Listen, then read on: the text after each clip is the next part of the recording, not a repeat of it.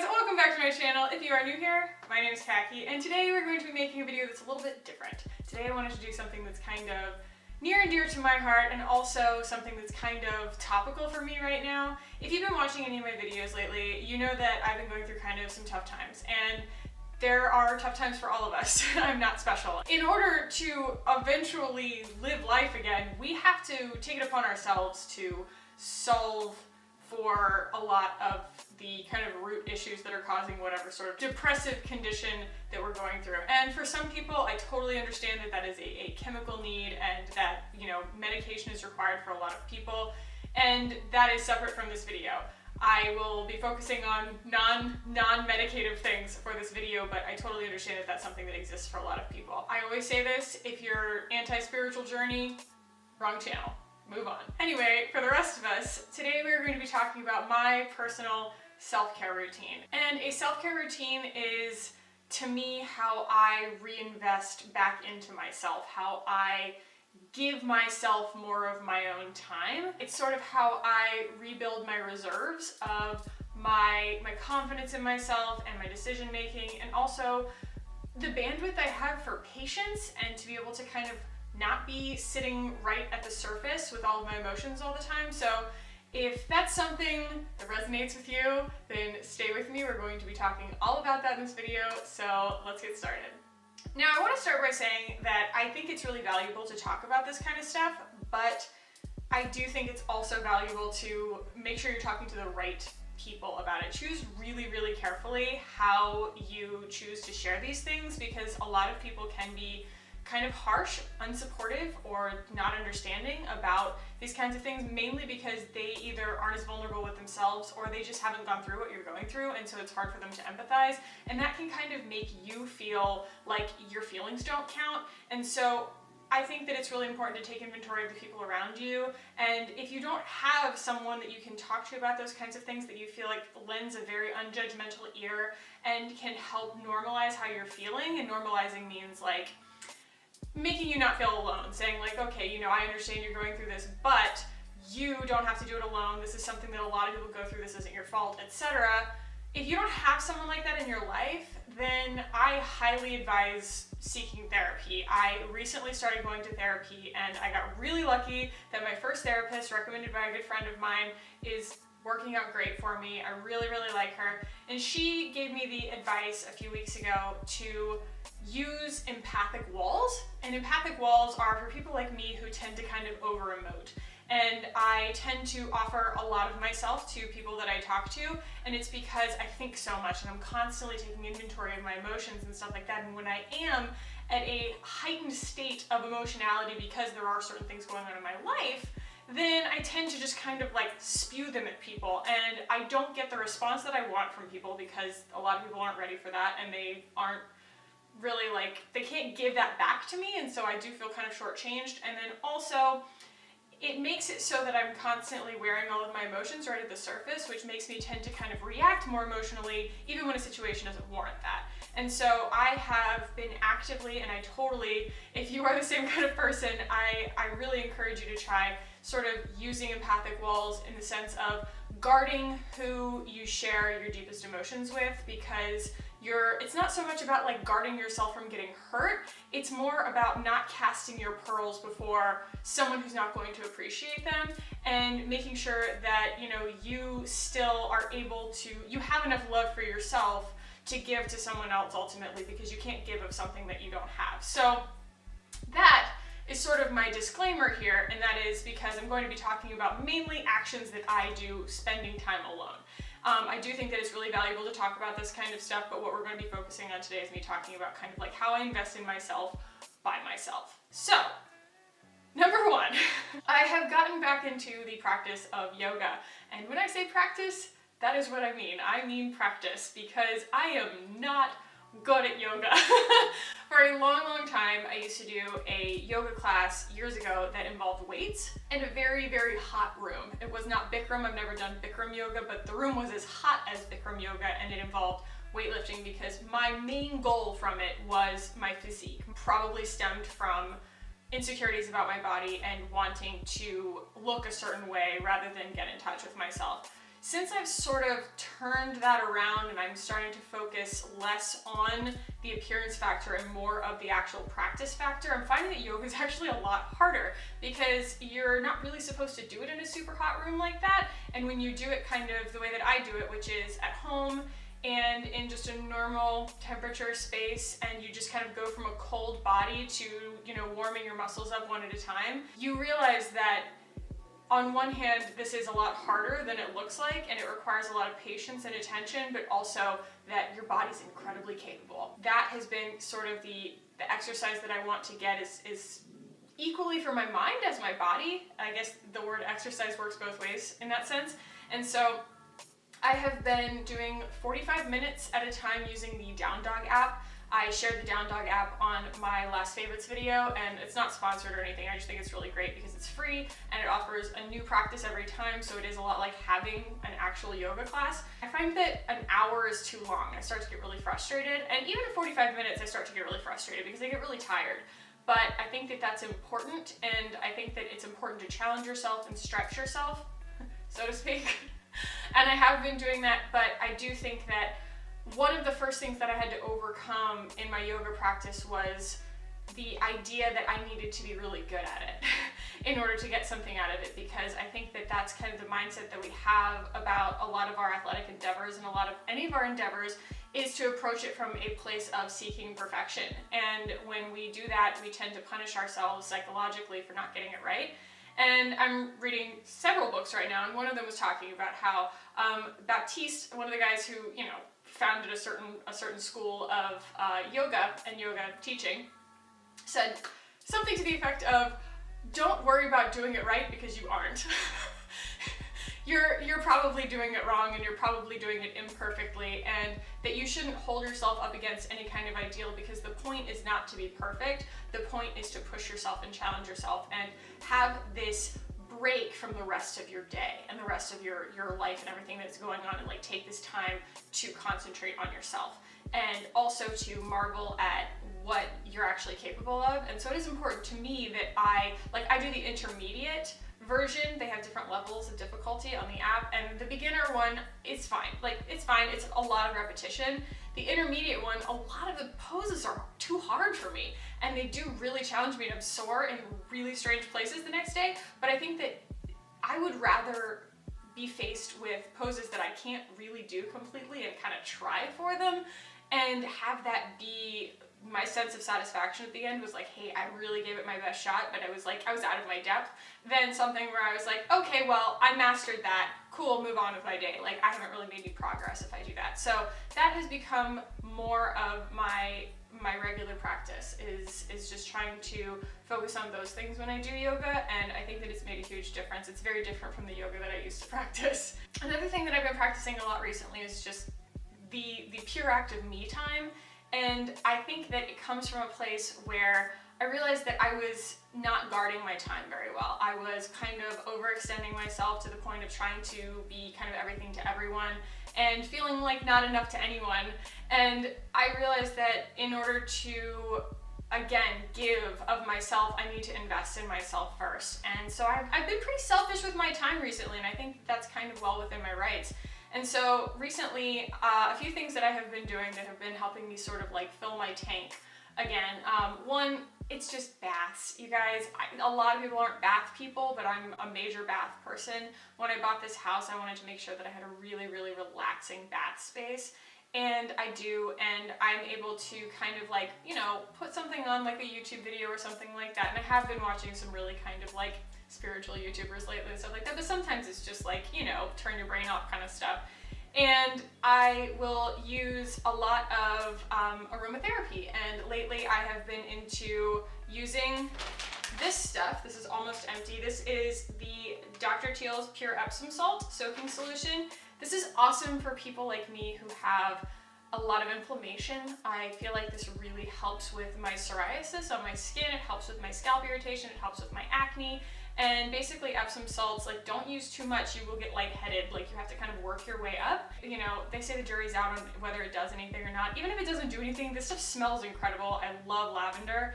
And I think that it really does help. It really helps my muscles after a workout, and it really just kind of helps ease everything else in my brain. I think that salt is just naturally an anti-inflammatory, and so it's just a really nice thing to add into my bath. I do this while I'm drawing the bath.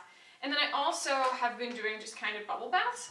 And the fragrance that I've been using, I actually have the bubble bath downstairs, but this has been my favorite fragrance lately, and this is the Bath & Body Works Aromatherapy Comfort, and it is a vanilla and patchouli scent. And it's kind of funny because years and years ago, they had this fragrance, I remember it, and it was called Sensual, and I found that it was kind of, you know, naughty, and I was like, okay. I was like real young at the time, and then they just got rid of that fragrance out of their aromatherapy line, and I was like, it's unfortunate. It was really the only one that I liked. All the other ones are kind of minty, and this one's really kind of like deep and woody, and like, I don't know, it's vanilla-y, and just, it's really, really nice. But I guess they decided to bring this back, and they called it Comfort, and I think that that's a really appropriate name for it, because I find that this is a really immersive, comforting sort of scent. I have just really enjoyed taking that time in the bath. My boyfriend knows to kind of like leave me alone, and I always take a shower after I take a bath because I still have to wash my hair and stuff. And so I'm actually in the bathroom for quite a long time, just kind of like with myself. And I think that in a situation where I'm not feeling very good about myself, that can be a little too confrontational, just being alone for so long, like, you know, focusing on yourself. But it's about just taking the time, letting what's going to happen, and just giving that time over to yourself. The simple act of giving that time over to yourself instead of giving it to someone else is enough. Another thing that I've been doing for me time has been reading, and I have actually been reading a few books at the same time. I'm actually in the middle of 3 different books right now. It was 4, but I just finished one. The one that I just finished is this, and I'm sure you guys have heard of this. It's called Daring Greatly, and it has absolutely changed my world. I'm going to send it to everybody that I know, because it is basically about essentially vulnerability and forgiving yourself. And so many of us, honestly, if you read this book and you can't relate to it, you're probably a sociopath. This is well researched, well documented. It is not any kind of like way of life teaching. It's not just sort of some like, you know, disruptive spiritual journey kind of thing. It is literally just psychological research about how we handle shame and how we handle vulnerability. It brought me to tears no less than 5 times. And I think that everybody should read it, because I think that it's just so incredibly valuable in the way that we just encounter the world. I don't know, if you guys are interested in learning more before you read the book, the author's name is Brené Brown, and she has a very, very awesome couple of TED Talks that, you know, it's a nice, short, digestible format for a lot of people, and I would definitely look her up, because this affected me very profoundly. And it was crazy because I actually had a friend and my therapist recommend that I read this within 1 week, which basically meant that I was like shame bait, you know? Like, apparently I was the only one who couldn't see exactly how like buried in shame that I was, and this is just an incredibly enlightening read, and it really helps you forgive yourself. So I would highly recommend this. I'm also reading another recommendation from a friend. It's called Autumn by Karl Knausgaard. He's from Denmark, I believe. And this is just a letter to his unborn daughter, and he kind of does all these sort of like short meditations on everyday objects to sort of like reawaken himself to the way that children look at the world. And you can see I'm not very far into it, but they're like 2 pages each, and it's just kind of a nice little pick it up, like clear your head, set it back down kind of thing, and you don't feel like you lose the plot. There's no real plot, so it's just kind of a nice sort of like, it's a meditation read. And then I'm also reading The Golden House by Salman Rushdie, and this is definitely a, you know, just a straightforward novel, but it's very much about our political climate from almost kind of a satirical standpoint, and it's very well written. It is, I'm again not super far into this, but I'm enjoying it a lot. Salman Rushdie has a great sense of humor, and I will finish all of these eventually, and it's kind of nice to be in the middle of a lot of books. I'm not a library card kind of person, because I don't want anybody to pressure me on when to finish a book, but I feel like things kind of happen to you at the right times. So I started reading Material Girl Mystical World, and it is almost insufferable the way that she has written that book, because it is just so ditzy, but the meat of it, the actual, I'm still reading it, it's very accurate, and it does take a very practical approach to a lot of sort of like divination tools, and I think that for anybody who's on some kind of spiritual journey, it's very easy to kind of like start going, well, but am I that person who like believes in the tarot, or am I that person who reads my horoscope and like takes it to heart or whatever? It's a really great kind of like feet on the ground approach to those kinds of things, and whether, you know, you take any of it as doctrine or not, it's just a very valuable read for somebody to just kind of like take a modern approach to it. And it's weird because I put it down for a long time and I was reading all of these, and then I picked it up just in time for her to be talking about her yoga practice and how she sucks at it. And like, I felt totally related to this thing. It was like I needed to read it that exact day. It was very, very like, it was kismet. So I just really appreciate kind of like the churn of all the information, and I feel like I'm kind of in like a very open mindset right now where I'm just absorbing a lot of things, and it feels really good. In fact, I didn't really know what kind of video I was going to make. Like, I just know that I need to share a lot of this stuff, and like I think with YouTube, so much of the time we feel like we have to put it in some kind of like sellable format, and like this is the best I could do to package this today, so hope that's good enough for you guys. And another thing that I've been doing that I think is really important is, just as you are reinvesting in yourself, you also need to take inventory of what you need to take out. So I have been assessing my bad habits, and I think that that kind of could feed into perfectionism in a lot of ways if you just start kind of like eliminating everything and just being like, no, I'm gonna be a vegan, I'm gonna stop drinking, I'm gonna get enough sleep, I'm gonna exercise every day. Like, it's not that. That is not what I want. I am not a vegan. I'm not going to be a vegan, and I think that it's more of a self-awareness. Like, I know that I like to have a drink now and then. I know that it is not my higher self who's having 3 drinks, you know what I mean? Like, that's just kind of, it really turns to a certain point. It's the reason that you do the things that you do, not the things that you do, you know what I mean? One of the bad habits that I've taken stock of recently, and it's not bad necessarily, it's kind of, you know, it's fun in a lot of ways, but I tend to sort of shop when I am feeling kind of idle and like I don't have anything to show for my efforts. I say, well, I've been working really hard, I made some money, I'm gonna go and spend it on something for myself. And it's such a short-term sense of satisfaction, and I do get excited to get dressed in the morning, but like only to a certain point, you know what I mean? You can't just keep pouring clothes into a void. And then if you do, you end up with clothes, like tons and tons of clothes. And so I have been aware of that recently and been just not spending money on clothes recently, and it just feels kind of nice to have like one thing off my plate, knowing like, okay, well, this is not something, because it gives you equal parts anxiety and satisfaction, because, you know, you're like spending money, and like not everybody just wants to like feel obligated to spend money all the time. I digress.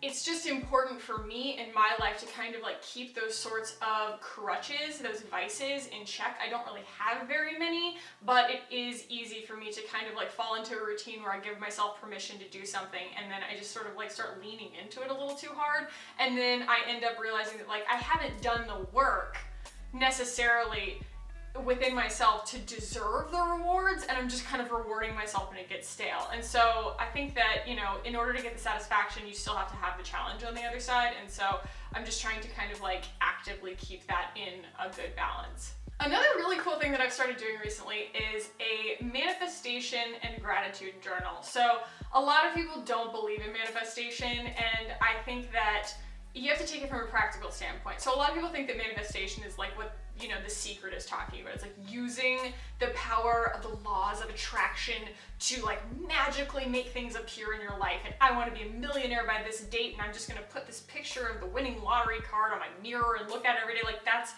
not what I'm talking about. What I'm talking about is designing extremely specific goals for yourself. The things that you want your life to look like, down to the everyday, down to the way that things make you feel. And then you take a step back from it, you think about it, and then you come back to the things a little bit later, and you just basically change the tense. You say, instead of it's a future thing that I want, you make it present tense, and you say, I'm so happy that I arrived in this place that I've been working towards for so long. And you just kind of let yourself sit with that satisfaction of achieving that goal. And what it does is it helps you string together the stepping stones to get there. And it's such an important action to give space in your brain for your goals.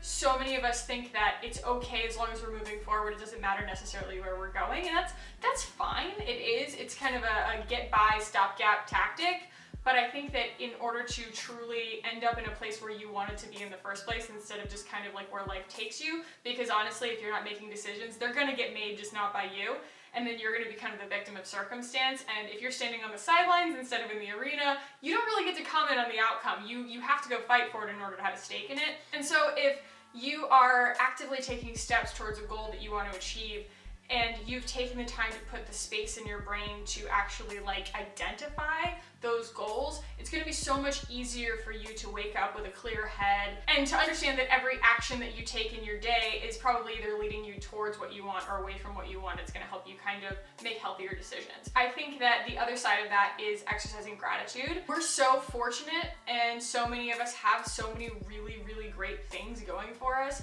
that we tend to start getting like doom feelings on the other side of that, being like, well, what if I don't deserve this? And what if something horrible happens? You like look around and things are really good. You're like, oh, no, this can't be right. Something terrible is about to happen. Like, I had that feeling so badly a few months ago. I was calling everyone I knew being like, I feel like something terrible is about to happen. Like, what's going on? And like, I would pick fights with my boyfriend because it was like, I felt like something needed to be going wrong. Like, I couldn't just say like, everything's fine. It was like this weird guilt. And what you have to do in order to counteract that, so that you don't just disrupt your life just so that you can feel like there was a reason for you to feel that way, because some of us will do that. We will self-sabotage just because we feel like it shouldn't be so easy sometimes. What we should be doing is exercising active, full-on, like really intense gratitude. And for a lot of us, for me included, that means writing it down and saying like, every day, like, here are the things that I'm grateful for. I am so grateful for these things, even if I got them by luck. Acknowledge that you got them by luck. If you got them because of hard work, acknowledge that you got them by hard work. Acknowledge the people who helped you get there, the things that you overcame, and the just overwhelming sense of thankfulness that you have because of the things that you have in your life. And that will offset that strange doom feeling, because honestly, you do deserve what you have.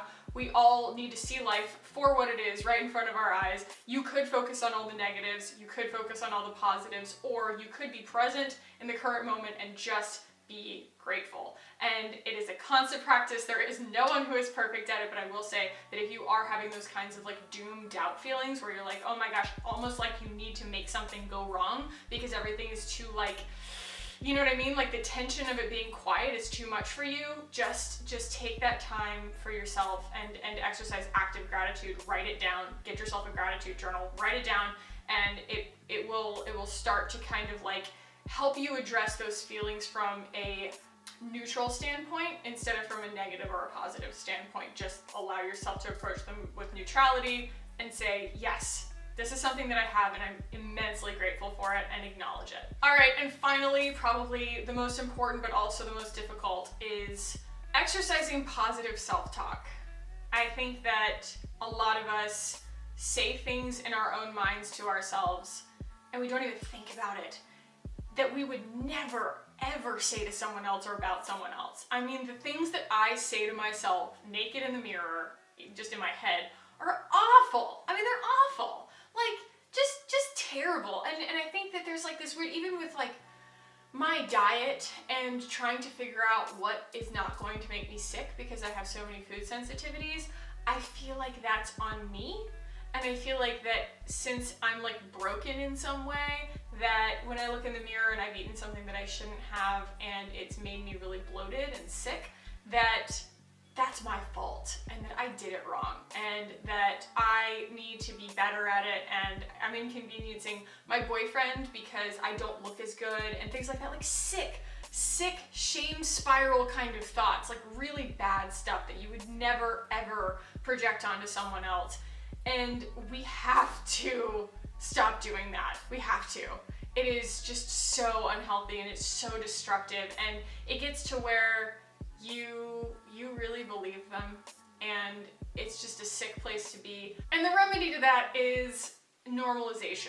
It is cutting yourself some freaking slack. It's the understanding that there is nothing that you could be going through that someone couldn't help you understand better. There is no situation where you're like, even if you're at a pit of despair and you feel like you brought it all on yourself and it's something that you did wrong and everybody hates you, someone else has been there. Probably millions of other people have been there, and that it's part of your human condition. This is straight out of the Daring Greatly book.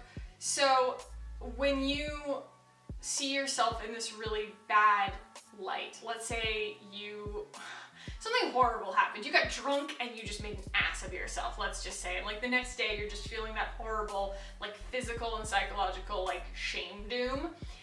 I've never been there. Definitely not speaking from experience. You just want to, like, I don't know, like just turn that day off. Just get off the ride for the day. Just be like, I'm horrible. And all you're doing is sitting there trashing yourself. You have to instead, it's really hard, but you have to look at that as kind of a snapshot in the album of your life. You are so much more than that moment, and every single moment of every day you are helping build out that album of a multifaceted, worthy human being. You are not defined by your worst moments, and none of us is, and you are not the first person to feel the way that you feel, and we've all been places like that, and it's so easy to apply the idea of what just happened to you as something that is part of you, like that you're wrong, not that you did something wrong. And it's really, really, really critically important for positive self-talk to say, I am not wrong, I only did something wrong. If you can start thinking about it from a standpoint of like, all I have to do is recover from a guilty place, not from a wounded, wrong, shameful place, then you're light years ahead, because it's only going to help you kind of learn instead of beat yourself up and just get lower and lower and lower on yourself. So if there's anything that I can offer as kind of a closing thought, I know this is a really long video, it is that you're enough. You are enough. I am enough. When I'm doing yoga and I can't get a pose, and I know that there are all those girls on Instagram that can, like, you know, stand on one arm or something like that, like, I have to not compare myself to people like that. When I am trying my hardest, when I'm pushing myself, when I am challenging and achieving, even if it's not the same level as someone else's achievements or someone else's challenges, I'm enough.